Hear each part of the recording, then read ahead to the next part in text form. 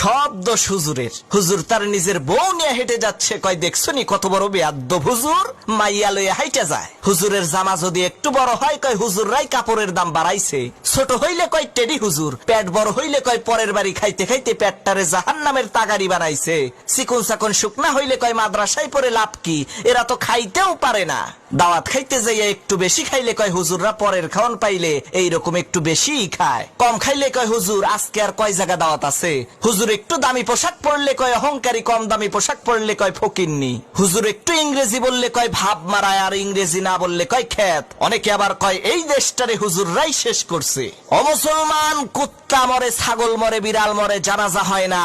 এই বাংলার জমিনে যদি ওলামা একরাম না থাকতো, তোমার মরণটাও কুত্তার মতো জানাজা ছাড়া হইতো। আরে তোমার বাপ মায়ের বিয়েটা যদি হুজুর না পড়াইতো, তাহলে তো তুমি হারামজাদা হইতা, নাজায়েজ জারজ সন্তান হইতা। তোমারে তো সহি ভাবে পয়দা করার ক্ষেত্রে হুজুরের অবদান আছে। তাহলে হুজুর পাইলেই এত গুতাও কে? হুজুর পাইলেই এত বাস দাও কে?